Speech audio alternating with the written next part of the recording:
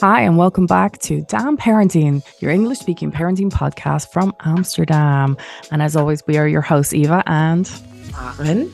hi, Maren. Hi. We are now starting a new series for the new year, and it's called Birth Stories. This was a topic we actually feel is so important for everyone to be able to hear different kinds of birthing stories, the different places you gave birth or the different ways of giving birth, outcomes, and everything else that go along with it. To start the process, Maren is so generous to be able to actually start this because personally, I'm not ready. Hopefully, I will be.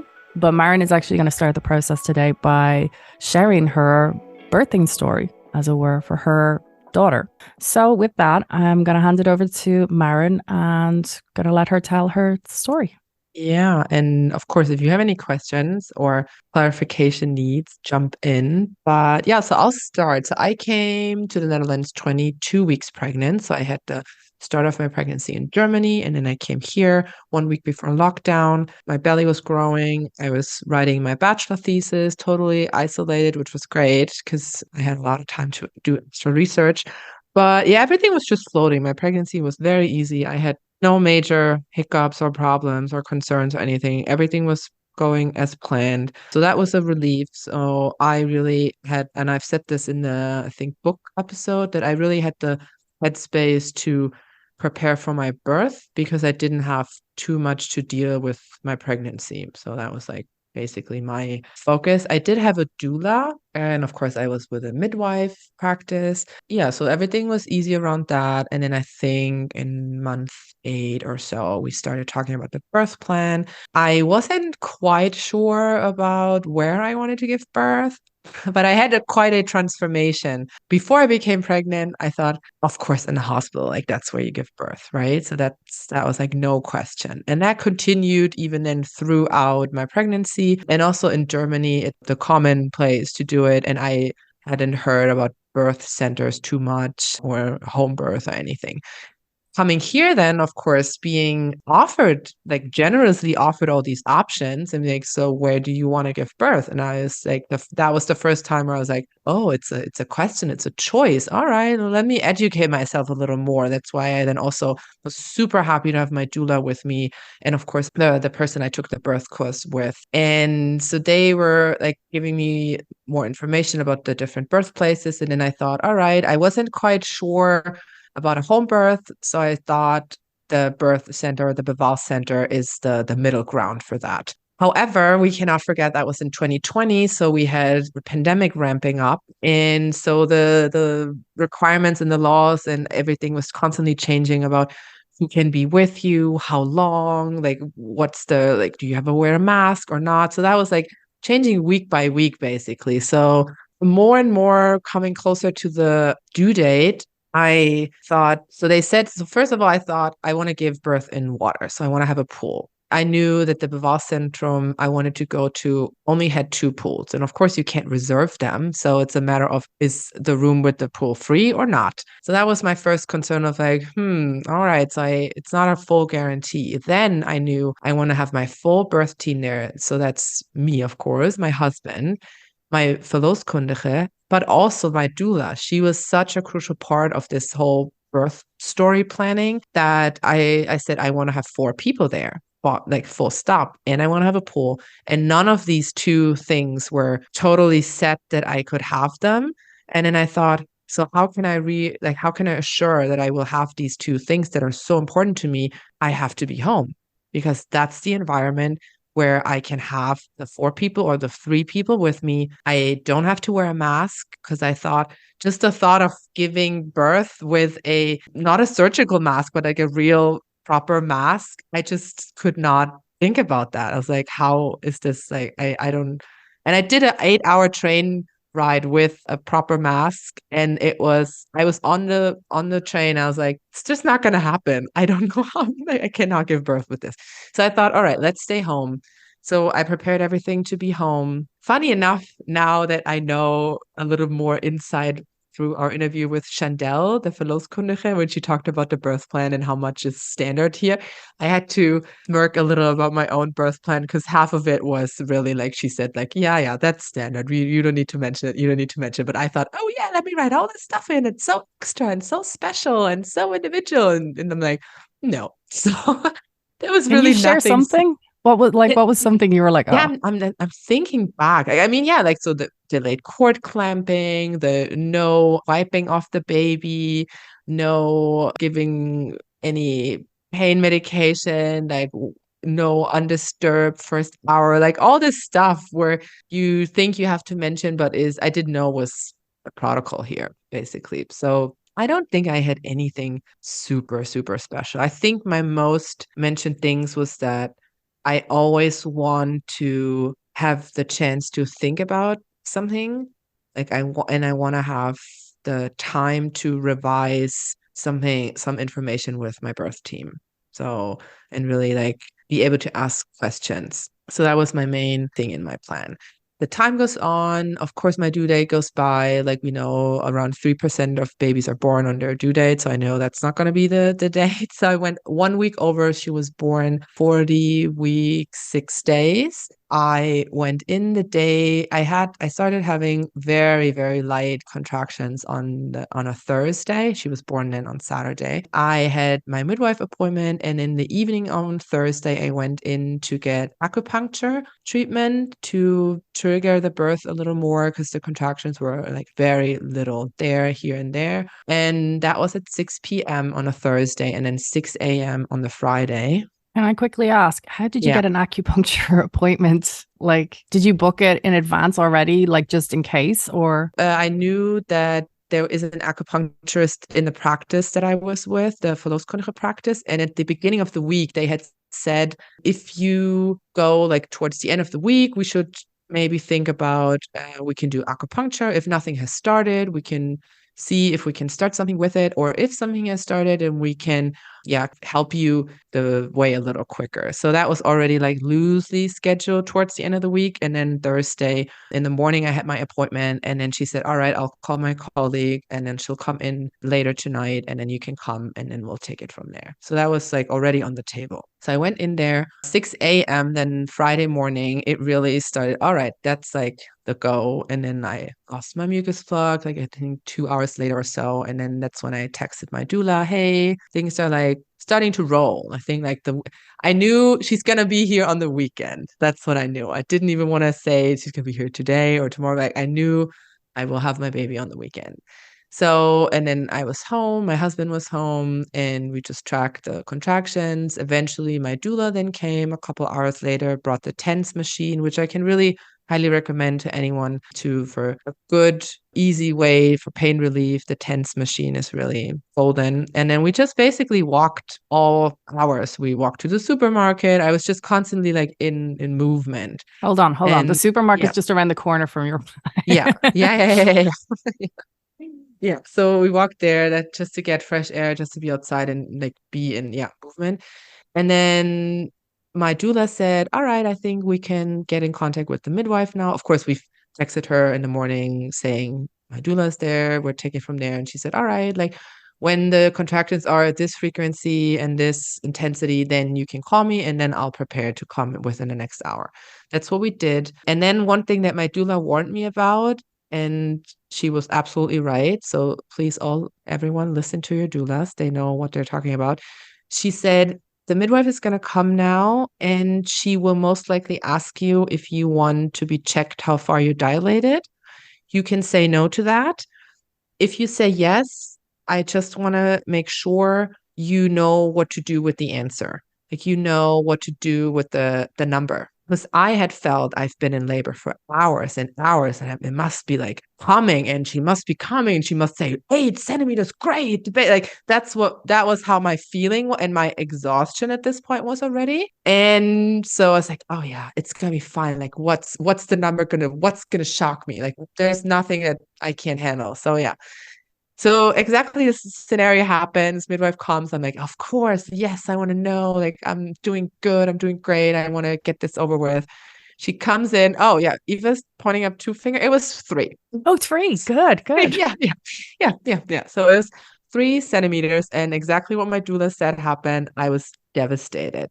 I was like, how can this be? I'm already starting to be on the edge and starting to be done with this, and I'm not even halfway there. So that was kind of a bummer, but then my doula really coached me through this moment and said, it's all right. I remember we said it's a number and we'll get there. Don't worry. It's all right. Well, like she really made sure I was okay. So we kept going, hours and hours. But then it got quicker and quicker, and then still moving the whole time, getting into the pool, getting out of the pool. And then I had a very nice moment. It was a very hot summer day, and we had a outside balcony, and we went outside because I said I need some like fresh air. I need to be outside. And I was on my balcony and having contractions. And then around us, there were a couple of rooftop parties going on. I think like 3 or 4, like scattered through the neighborhood. And at one point, of course, they noticed what was going on our roof. And then they all like started looking to me, and I was like, all right, I'm in my own bubble. And then I had this giant contraction and my water broke. And we were like cheering and everyone saw it. And so I had this big applause from the whole like neighbor on the rooftop, like, woohoo, babe's gonna be here, and like clapping and music blasting. It was so nice. And I was like, okay, I can do it. That just really gave me like a full blast of energy, not knowing this point that I have to go for another 12 hours course. Little hint, so my whole birth was 26 hours plus minus. So we went back in, we started the whole night and getting out and in the pool. I was 7 centimeters at one point, and I was then at one point walking up and down the stairs for 2 hours. My doula said to my husband, you go get food, you eat something, you rest. My husband was sleeping, and I just was, yeah, walking up and down the stairs. One thing also, I couldn't really eat anything I was because gonna they, ask. yeah, Yeah. they offered me like bread with peanut butter just to get like quick, lots of calories and energy in. And I took one bite and I could not, I had to spit it out because I couldn't swallow it. I could just not do anything. Luckily, my doula, being a professional and knowing about these things, she pulled out a bag of these little honey sachets, like what you get with a tea. So she just kept giving me these because I could suck on them and just have sugar and energy in, and that really helped me. So anyone who's planning for their wherever you want to give birth, this is really get your these fruit pouches and get honey sachets, get something that you can suck on, or like these protein pouches or whatever, because that really helped me get through this. Yeah, so that kept going like the whole night basically. And then I was at 9 centimeters, and the midwife checked me again and she said, yeah, your cervix is a little swollen because you've been pushing too early. So now you cannot push anymore until the swelling is down a little. Otherwise, I have to push it back in, and that's going to be painful. And I was like, okay, great. Good news. Delighted to hear that. And they were questioning why she wasn't going further down and why it was stalling. So my doula then started doing spinning babies exercises with me. And I have to say, like, my doula and my midwife really worked so well together. They were really exchanging knowledge and exchanging energy and also holding the space. So my midwife could take a little pause and rest while my doula was doing the spinning baby exercises with me. And then my doula was resting, and then my midwife was taking over again. So that was really, I always felt in amazing care. And my husband popping in and out here and there.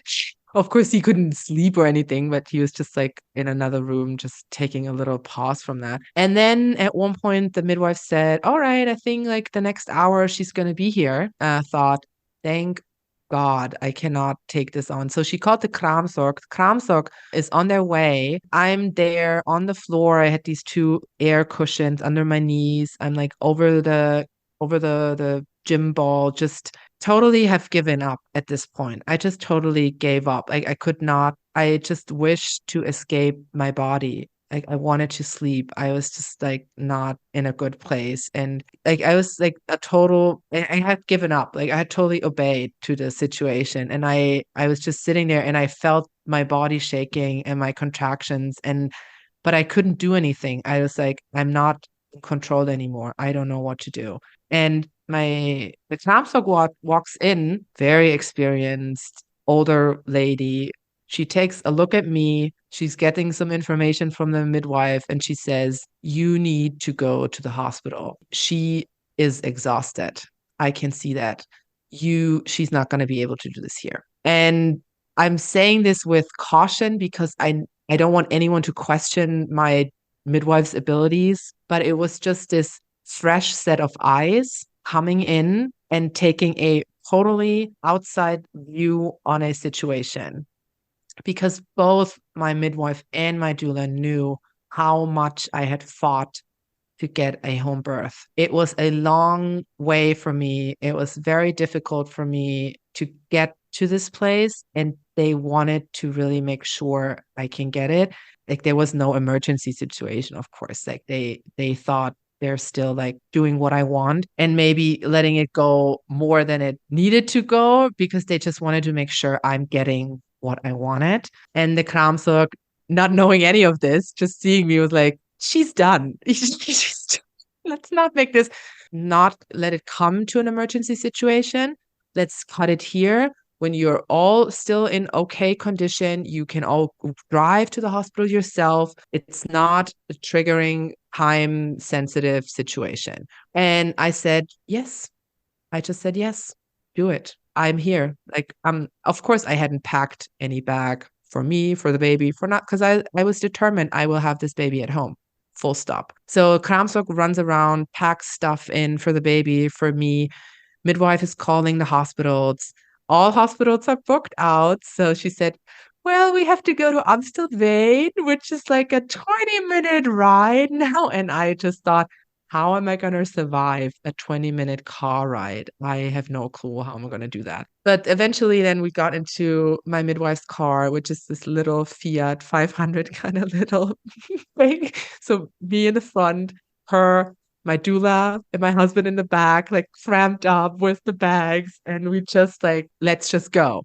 So we go, and you have to know my old apartment was on the parallel street to Albert Markt, which is set up at 6 in the morning when so all the carts are driving to get the stuff out on the market. The delivery trucks are there. It's of course a one-way street, which of course both sides with parking and bikes. So you have a very narrow way to go through, and if the road is blocked, the road is blocked.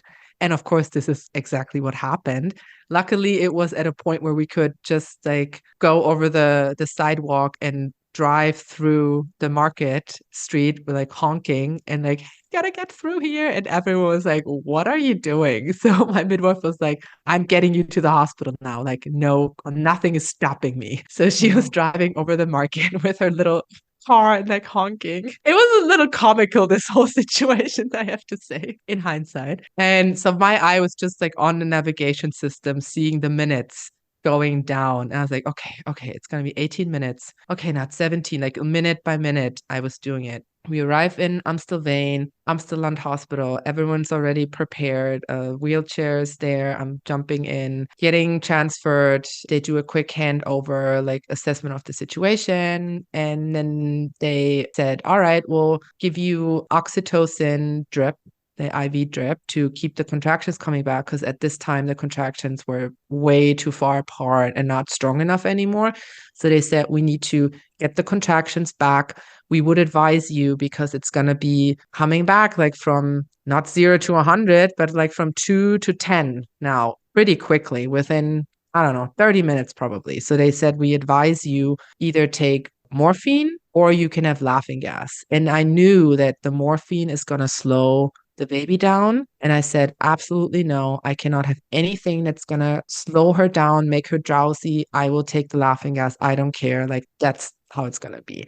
And that was also a little outlandish experience because you get this mask over your head. And I really felt like an animal, like having this mask over my head, because it's like secured over your whole head with a band. It's not just, you don't just hold it with your hand, but it's like on your head. So you have your hands free and you can like move and stuff. So I like felt in this hospital bed with this mask on, It was not a nice experience, but at the same time, I knew I have to do this. I was really astonished how much strength and energy I was getting from the places in my body I had not known they existed. And my doula being there, like, it's all right. She was like locking eyes with me and counting me through. And my husband was there, and my midwife talking with the hospital midwife. And I have to say, I've had really the best experience at this hospital because they were working together so well, everyone, and also the gynecologist there and the midwife there were constantly working with my midwife and asking her. And also,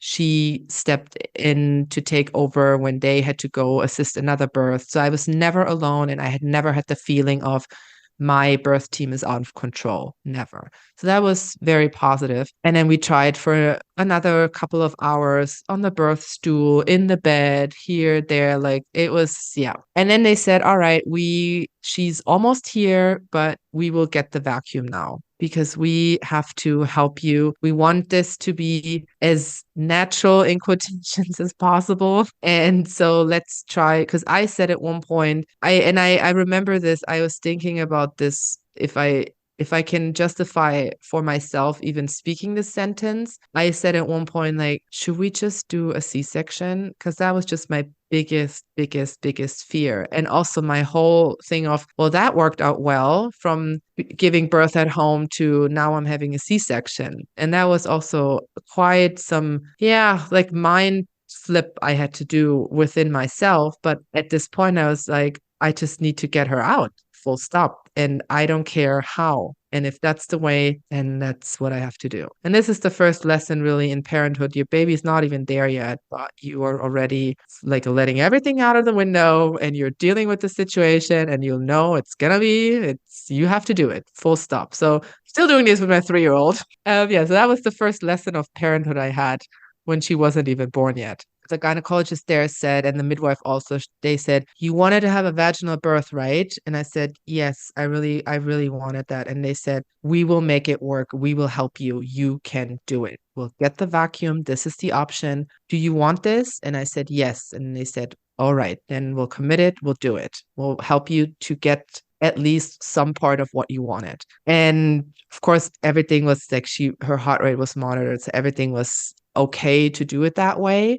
And they said because her heart rate has been stable the whole time, there was never a drop. We are confident that she just needs a little help and we can do it. So they got the gynecologist to vacuum. And then another thing was they said, we advise you to have an episiotomy because with a vacuum, there can be uncontrolled rupture. So it's wiser to do one controlled cut so we can control the situation a little better. And that was, of course, then the next thing where I thought, oh, my birth course instructor always said, they will push you into this, they will push you into this. And then I was lying there on my back with an episiotomy and I was like, okay, how bad can it go from here? Like you're already down the intervention line. Yeah. And for everyone asking why at this point I hadn't even asked for an epidural. So first of all, it was too late at this stage. And also I had really given up the thought of having an epidural.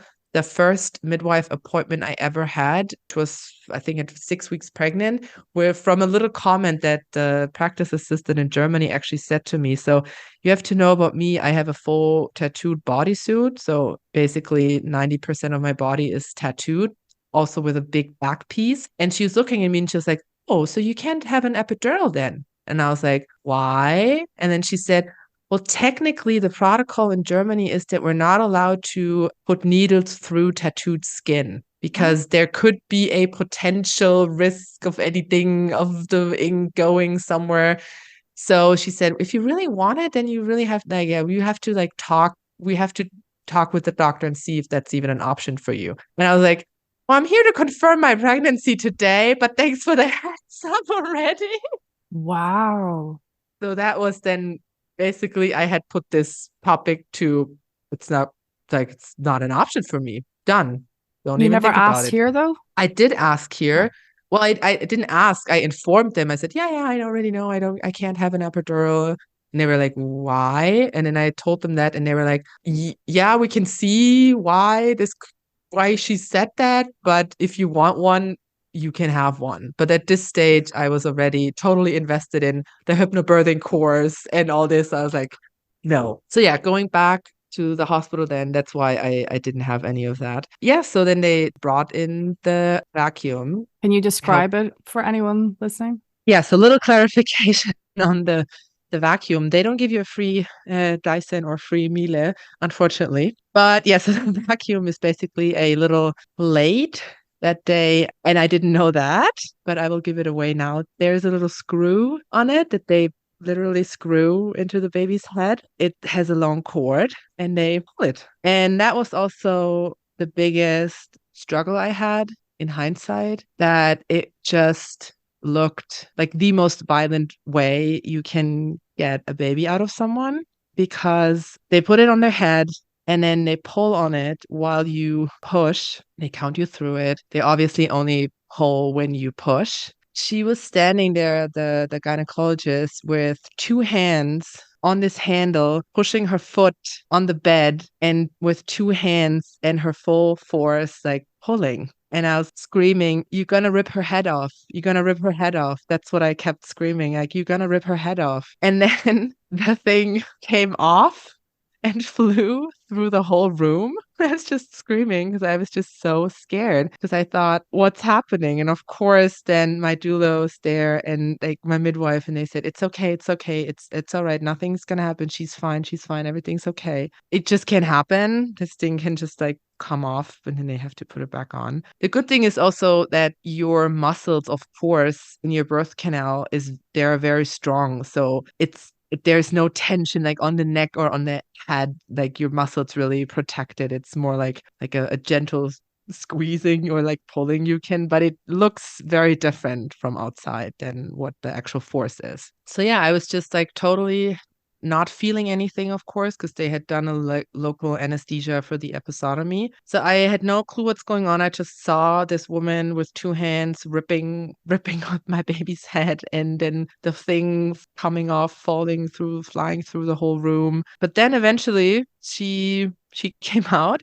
And then the second she came out, they saw also what the problem was. She was a stargazer. So she was looking up instead of down. And she was pretty big. She was 4,020 grams. And that was like a combination of me having my first baby, so my pelvic floor and my birth canal still being very tight and strong, her being very big and not in the optimal position. She was just blocking herself with her chin. And it was really like her heart rates were good, as I said, the whole time through. So she was just basically sitting there like chilling. I'm stuck. Like, hi guys, I can't go anywhere. Please help me a little. And I remember thinking back to this and immediately, and this is also one feeling that you will get very familiar with, guilt. When I was still home and it was in some point at night, and I was just saying, because in the birth course you hear the baby is working with you, you're working together, you are a team, the baby is working and you are working, you're birthing together. And at one point I was slouched over my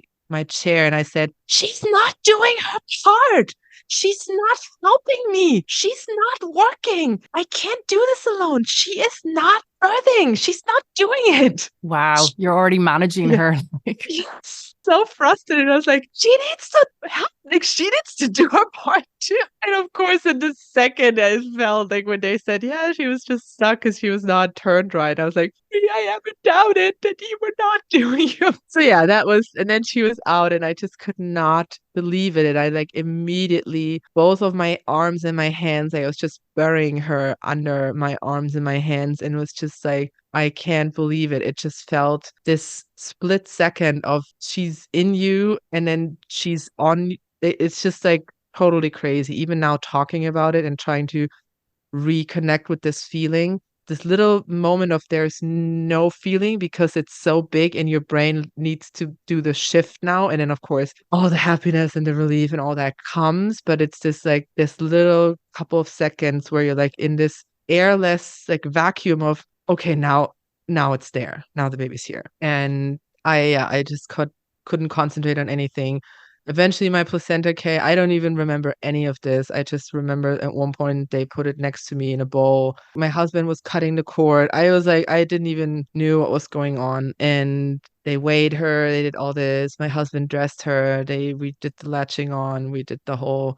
It's just like a big blur then after. And yeah, she was born at 10 around 10:58, so around 11, and we left the hospital at around 3. So just to give you like a little time indication, because we were fine. Like I had my stitches done, I had taken a shower, and they said you can go home now. They just said this is when you have to feed her, and the Kramsorg is gonna come in the morning. And then we took a taxi home. So the Kramsorg, so you gave birth at 11 in the morning. You went home Yeah, at 3, 3. Yeah. and then your Kramsorg was coming the next day. Yeah. Yeah. And So I was like, yeah, because they had said, well, we've been there in the morning. So that was your first day. We're coming back then the first regular day, the second day, which is then tomorrow. And I was like, I'm not supposed to kill her until then. Okay, I'll do my best. that's what I was going to ask is, so Yeah. you arrived home. I don't know how Yeah. you climbed up those stairs with a newborn, Yeah. but you got in. What was your first, what was the first 24 hours or so before your Kramsorg arrived? How did you work that? I just felt like totally like a robot. I just knew that I just needed to do stuff, like function. So we got into the apartment, got upstairs to the bedroom, to her room, and then this one thing happened, and I was like, oh my God, is this gonna be my new life now?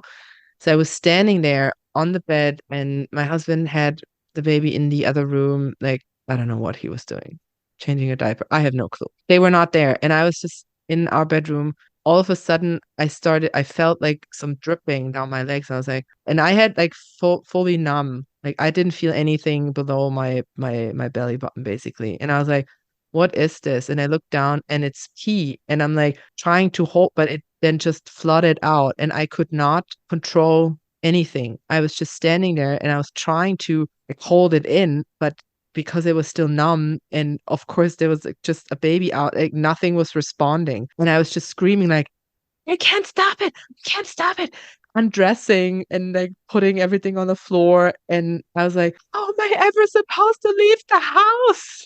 How am I ever gonna get my control back over peeing? Like I had never had this experience in my life where I wasn't able to control this part. You're still And so young. I just, I know, now I know better. After your first coughing infection when you had a baby, you will the joys. That's when you get But your at this diapers. time, yeah, at this point, I had no idea, and I was just terrified. I was like, how am I supposed to leave the house if I can't hold my pee in ever again? That was my thought. No issue anymore. And then we were just sitting there like, we have a baby now. Yeah, we have a baby now. Yes, we do have a baby now. So that was just like the constant conversation we were having the whole night, basically. And then we went to bed, and I did something very weird. And this is maybe, and I'm sharing this because this is capturing how you are just not connected with reality in this stage. Is that we went to bed, given the fact that I had just had a 26 plus hour birth experience, being cut, being sewed back together, and like having this whole thing. And I was in bed, and then the baby was like, of course, making noises and then crying at one point. And then I said, "Let me go down on the couch with the baby so my husband can sleep." Yes, Eva is laughing a lot. And Um, yeah, yeah. no, yeah. Comment from the from the editing team. Yep, but I'm sharing this because this is you're not thinking logically. You're just not doing it. And so I was on the couch, slouched up super uncomfortably with the baby in hand so my husband can have a good night rest because he must be very exhausted after this, right? So much for that. And then next day the counselor came and everything was fine. And yeah. I hope she uh, sent you to bed straight away. yeah, she did. I have to say though, get into high function mode. I can function very good under even crucial and stressful circumstances. So actually, I was opening her the door, and no, I opened my doula the door, and she was like, "What are you doing? Why?" She said, "Why are you opening the door?" And I said, "Why not?" She said, you go to bed now. I don't want to see you running around. So yeah, that was that. It was she was there. And one thing also that I want to share because that kind of led then through to a next stressful time was they told me in the hospital to really every 3 hours put her on the breast and every 3 hours really like following this until the cramp work is there and then she can take over and advise on the next like this the feeding schedule. And I didn't do that because I thought I'm super exhausted and she's sleeping, so I'm just gonna sleep and she's gonna sleep. And that's what we did. We basically slept for 8 hours. But that had then led to a couple of very troubling days where my baby was losing too much weight because she was too exhausted and too tired to eat, and that we were in this vicious cycle because I thought I'm not following this advice. So really in the beginning, I know feeding on demand and I did that then when the crucial part was over. However, I really can urge everyone to listen to the professionals. They know what they're doing. And I know we all know so much and we educate ourselves so much, but really until they give you the green light for feeding on demand and feeding on your own pace, really like I don't want this to sound too like restrictional, but I can just tell you from my own experience, I could have saved myself 3 very awful and painful days of worrying because I didn't listen. So that's just that to everyone who I know I'm also someone who really wants to follow their own approach and their own style, but sometimes you really just have to obey and say, I am not a professional in this field. I do have an opinion about it. I don't have the professional knowledge. So that's what I wanted to say. But yeah, so looking back from going to or coming from I want a 100% intervention-free cool home birth to I'm in the hospital with an episiotomy and a vacuum. And I had to really deal with that because I felt like a big, huge failure because I thought I had the intention of bringing my baby into the world in the most peaceful way possible.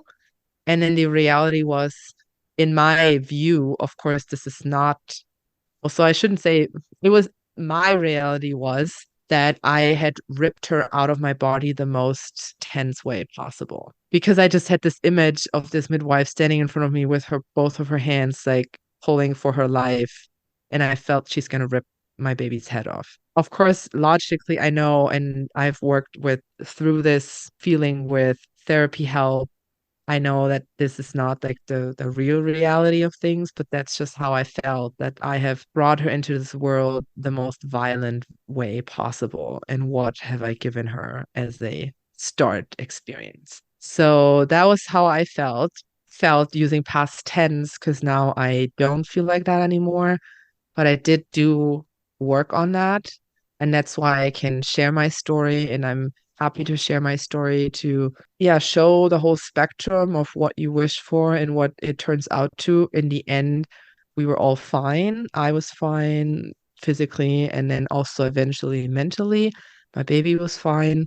But I have to say, really, if you feel anything sits not right with you and you feel like you have these feelings that you're not understanding or you're not in tune with, reach out for help. Talk to someone. We've had someone already on here, Elena, who is experienced as a birth doula working with previous birth experiences, traumatic birth experiences. And I can only tell you from my own experience how important and healing and helpful it is to have someone by your side who you can process this with and who knows this blame and this guilt and this feeling of failure and frustration and where this is coming from and how to address it and how to heal it. And that has helped me tremendously. And also my doula, then really I took care of myself after, spent the time and also spent the money on yourself. Tell your family, I don't need the fifth romper, but I do need, tell them you need the money for your doula. You want to do some treatments and then like reach out to your doula or to someone who provides this and really take this time for yourself and pay back into your resource cup, pay back to your body and honor your body. And I can, still not believe I went through this. And it was crazy. And sometimes I look back on the pictures and I look at the timestamp and I was like, wow, it was another 10 hours, 12 hours, 8 hours till I was there. And that's yeah, pretty crazy looking back on this and thinking over 26 hours of out of body experience, basically. And then with the result, with a life-changing result also, like you were Very having a true. child then. Yeah. Yeah. So that was pretty intense, but I'm so happy everything went the way it went. And they told me also at the hospital, because of course I was doubting in myself, like, should I have gone to the hospital earlier? Should we have like chosen a different time frame, a different path? But they have said to me in the hospital, one of the main reasons I did not end up with a C-section was because I came in so late. They said if I would have been in the hospital from the beginning, they would have at one point done an ultrasound to check what was going on, why the birth was stalling, and they would have then seen that she was posterior. And then, given the fact that she was pretty big, they told me very clearly, they said, we would have most likely advised you to have a C-section. But because I came in so late and she was already down so much, of course, if there would have been anything with her heart rate, they would have had to push her back up and then get her out with C-section. But at this point, it was too late in quotations and her heart rate was stable. So they said, well, going to cause more problems now if we go for C-section, then we just get her out now when she's already three-quarters of a way there. So that was good to know then. And that was also healing for me to hear that I have done the right thing and what we as a birth team have made the right decisions and the time frame worked for us to still have a somewhat birth experience that I wanted. Yeah, well, thank you for sharing. Yeah. As I said at the top of the episode, like I'm not ready for sharing because I don't think I've actually gone through what you've gone through. I think we actually had a moment a while ago where someone else addressed something with me and then I started bawling my eyes out crying and you were like, "Are you okay?" And I was like, it just brought back the memory of birth because I think once you give birth, you just keep moving on. You know, you have to look forward. You got your kid. Now you got to move forward, move more. But the reality is it's probably one of the wisest things I wish I had known back then in the COVID era, if anyone can remember that. But I just wish I had known, like, hey, you know, it didn't go the way you wanted it to go. And I knew it wasn't going to go perfectly, of course. Nothing that never happens. But I just think exactly what you say is talking it out. You know, if you're asking the questions and if you're kind of, you know, just processing it really. And yeah, and I mean, this is exactly why we're doing this birth series is to actually shed light on people's birth stories. We want people to share their birth stories so that everyone else knows that, you know, they're not alone in what they go through. No one's going to probably give the perfect birth story. I've never heard of one. There's birth stories, you know, if they're at home or induced or rushed to hospital or, you know, this planned or unplanned C-section, the VBAC transfer, like surprise births even. There's so many different formats out there. And so we want to give voices to everyone. So if you would like to share your birth story, we would be thrilled to have you on and share your story with everyone out there as well. Yeah. And I think this is especially important to really get a somewhat idea of what the whole picture can look like. Because, of course, if you have set your mind to one thing, that you get biased, of course, right? Then you only read about the stories that went the way you are envisioning your birth and you're really like concentrating so much on this. And I have to say, I had not planned for any other thing than what I wanted because I was just so determined. And I thought, well, if I just put my mind to it, then it's going to happen, right? You just have to put your mind to it. And if you work hard enough for it, then you will achieve the goal. Like, we've all heard this stuff. Positive mind reinforcement. Yeah, which is a good tool in a normal situation, but a birth is just not, it's a natural situation, but it's a totally complete out of everything you've done before situation. There's very, very little you can control. You have to go with the flow and obey to the situations and reframe constantly. You constantly have to reframe your mind, your goals, your intention. Like you have to reframe with everything that you're getting as information and incorporate it and be okay with it because there is just no, I'm not going to do that. Of course, you can say, I don't want this or that, but at the end of the day, you will always make the decision that's healthy for you and your baby, right? And you cannot, like, no one could have planned that all of a sudden she's gonna be a stargazer. No one could have had this scenario. And if someone would have said this to me, I'm like, yeah, sure, this can happen, but it's not gonna happen to me because I'm so prepared. I've done the courses, I've done the breathing, I've put my mind to it, I've said this is how it's gonna be, and I can work for it.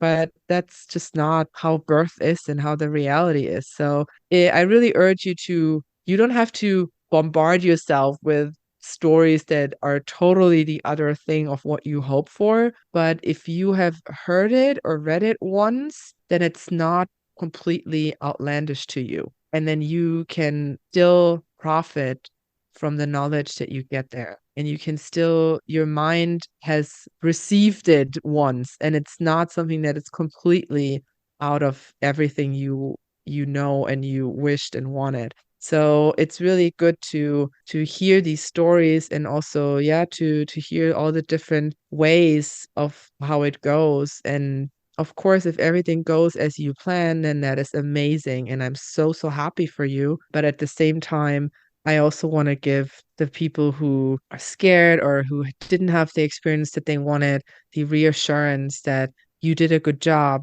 You didn't fail. Your body did an amazing thing, and you worked with your baby and you worked with your birth team and you made it happen. You're still here because you're listening to this podcast, and you're still, your child is there, and it's okay. Every story is valid and is welcome and is a story of life. So with that, we're going to say again, thank you, Maren, again for sharing. And if anyone out there wants to share, we would be honored to be part of your story, to share it out with all our listeners. So do get in contact with us, either on Instagram, you can DM us, on Spotify, you can leave us a message. You can always email us at damnparentingpodcast@gmail.com. And with that, we'll say goodbye. See ya. Bye-bye.